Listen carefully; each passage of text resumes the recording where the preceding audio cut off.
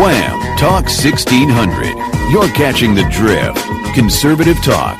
Intelligent conversations on local, state, and national issues with Gary Wellings, chief editor of the Current newspaper and Current Online. Join in the conversation at 734-822-1600. And now, your host, Gary Wellings. And good Saturday afternoon. You want to talk about sitting down and being out of sorts when you come to the microphone, right? Well, welcome to The Drift. And what we do every Saturday is go over the news that we put on the dailydrift.com. The news you need to know. Yes, and I'm sitting in here with Ipsy Ed Bonderenka. Hey. Boy, just completely. We're just talking about how Theron could come up to a mic with like 3 seconds to spare or less and just start in as if you would never know it. And that threw me all off. And I was sitting here like a numbskull, right? No.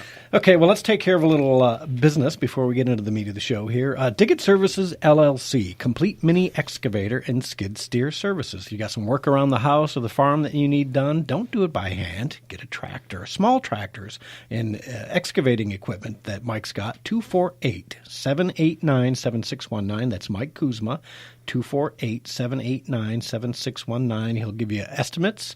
He'll come out and do the work. He's a good guy. He's got great equipment. You get it done quick and fast. He's got the skill.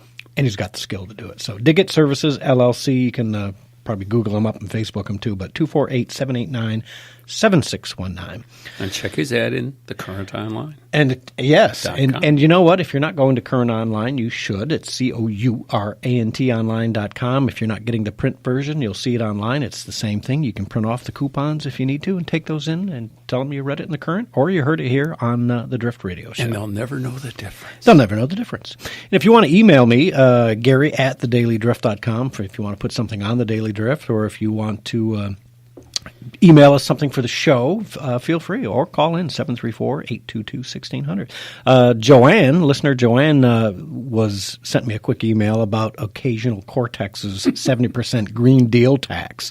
And she says, do you remember when the French government imposed a 70% tax on millionaires? Remember that? And everyone left France. Yep. And they went away. Well, there you go, Miss Cortex. All the people who know how to make money and get taxed will leave the country and will be poor. Like the people who have left New York, right? It's just stupid. You know, did you ever see the email, not an email, it's a YouTube video, Eat the Rich? And I'm trying to remember the guy. No. I'll have to play it again. It's kind of a long video, but it talks about what do you do to – starting at the beginning of the year, how are you going to fund the entire government based on the budget? It's probably worse now. This is probably 7-8 years old. And first thing we're going to do is we're going to take all the money from the rich people. Boom, right there. And then we're going to take all their investments from their businesses the next day. We're going to take all the... No, I mean, that funds one day. Yeah, that's the way it does. Yeah. You're literally going week by week through the year. And at the end of the year, you've taken the money from the sports stars. You've taken the money from the sports teams owners. You've taken the money from all the Hollywood celebrities and everything else. And at the end of the year, you just might make it.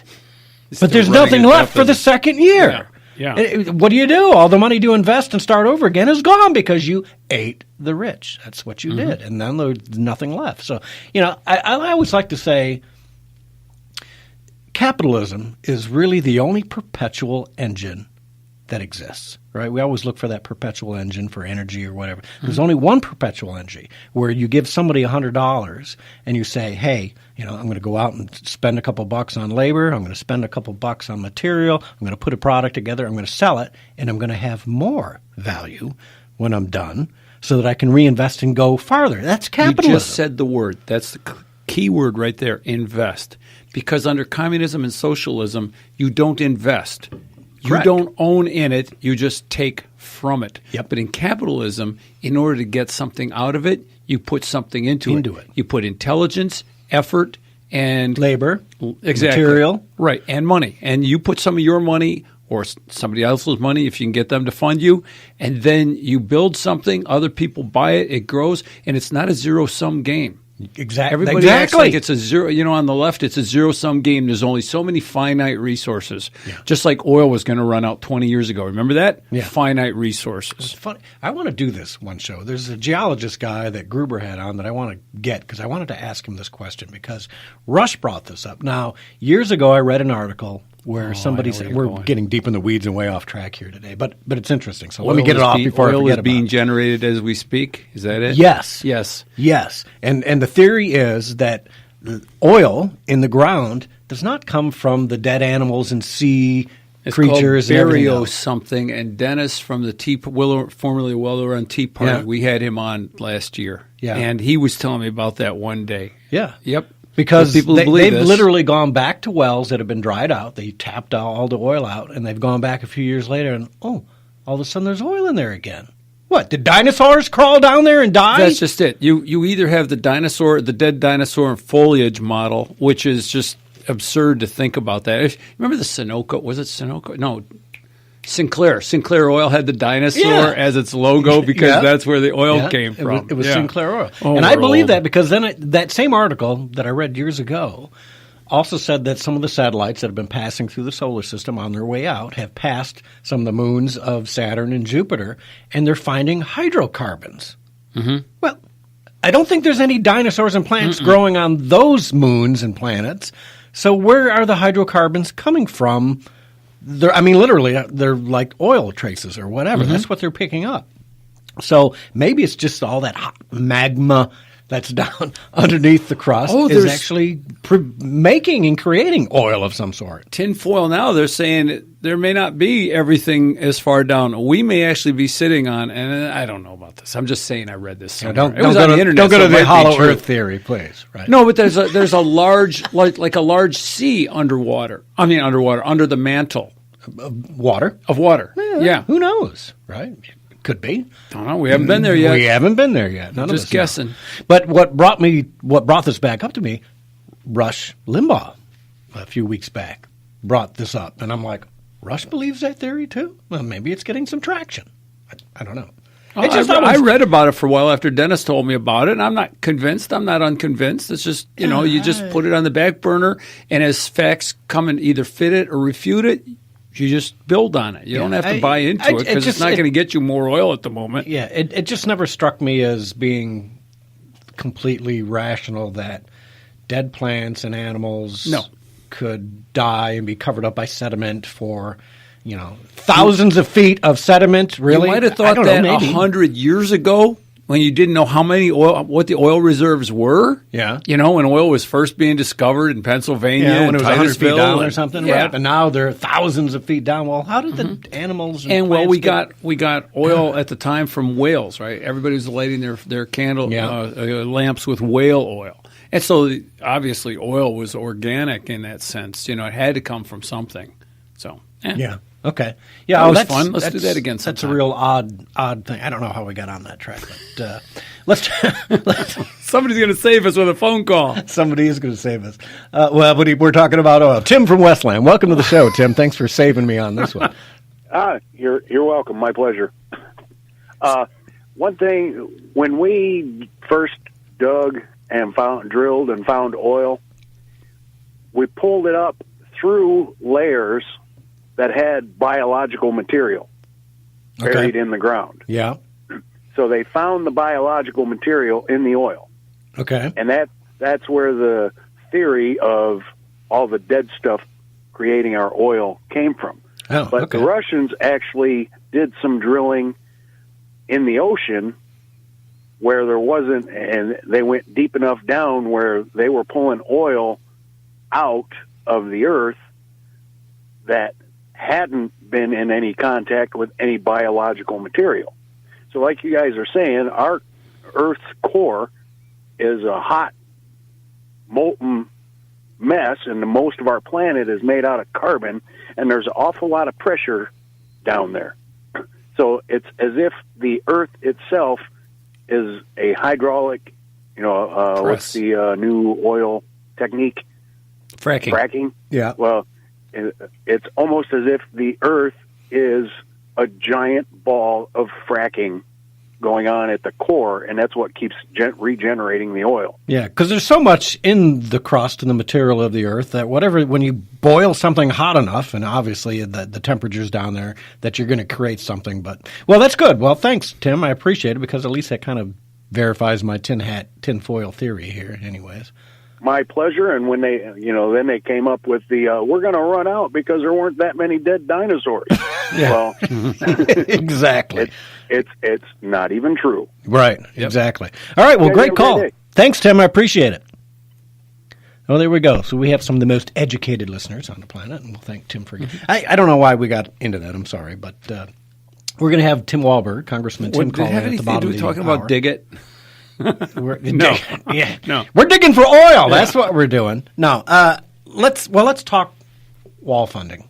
That's really, we'll ask Tim get his take on it. But the president this week said, well, I'll declare a national emergency and I'll build it using emergency disaster funds or military funds. Declare an emergency and use military funds. Yeah. Now people are talking about posse comitatus, and we've talked about that a few weeks ago. What that is, and basically that is just something that popped up after the Civil War that said you can't use federal troops to enforce the law domestically. It has nothing to do with the border and protecting the border. Or if we were being invaded, you could never use could you imagine we were being invaded by Mongol hordes from Mexico with guns? Let's just say with guns. They're going to invade.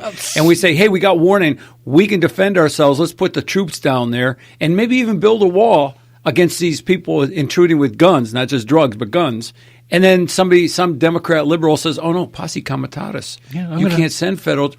That's ridiculous. And that's what they're doing, right? Because they've already got their lawyers in place. The minute Trump does the national emergency and goes to do that, within minutes they'll have filed against in the Ninth Circuit, right, or whatever the one in D.C. is, right? It'll be the Ninth Circuit because it's their area. Yeah, and so can you imagine or Hawaii a political party in the United States that would file a lawsuit to not protect, to stop you from protecting? I don't have to imagine that. It exists. We call it the Democrat Party. The Democrat Party. Folks, you got to understand I still don't understand how people elected a House. It makes me think fraud, but I'm not going there. We did fraud. It. We elected Democrats, including Ocasio-Cortez, and Nancy Pelosi is now our Speaker, Maxine Waters. All these people got reelected, knowing full well that the government is got wide open borders. We had people stay home, remember?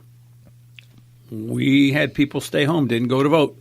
And that's a shame, right? Yeah. Yeah, that's crazy. Let's take a call from Joe in Ann Arbor, wants to talk about oil. Joe, welcome to the show. Hey, Joe. Hey, how you guys doing? Good. How are you, Joe? What do you got? All right. Well, there's a term I haven't heard you guys use that describes this oil or makes reference to it about the oil that the Russians dug really deep to get to. And it's what is referred to as abiotic oil. That's it. Yes. Abiotic, meaning there's no biological whatever. Yeah, something along those lines. So is it a fact, Joe, that some oil that comes out of the ground is biotic oil? Or abiotic oil. Okay. We'll have to get some. This always interests me, but I'm adult. Yeah. I think I had one geology class in college. Google that term, and you'll probably pull up all kinds of stuff on it. Okay. Oh, I did. When Dennis told me about it, that's how I looked Well, maybe we'll get get Dennis in here, since I don't know any other I'd really like to get that guy from Gruber. I'll have to put you know Dennis Moore? Yes, Dennis Moore is who I was talking about, yeah. Yes, he's the one. He was our former Tea Party leader. That's where I learned about it. Yeah, well, he pawned it off on me too. We were sitting at dinner once, and he brought it up. Yeah, hey, it's a small world. But now he's living down in South Carolina. But he can call in. In a town that he refers to as Mayberry. Yeah, I'll have him call in about it. We'll so let's Joe. Maybe see if I can get a hold of him. I think I still got his number. Okay, so I don't know if he's getting you guys down there. So yeah, if he goes online, whamradio.com, you can certainly get it online. So Joe, before I let you go, I'm going to survey you. Where do you stand on the wall? What's that again? I'm going to survey you and ask you where do you stand on building the wall? Oh, definitely for it. Okay. And I would I would go along with the recommendations of our Border Patrol agents, because those are the guys that are putting their lives on the line, that they want to have a wall that they can see through, or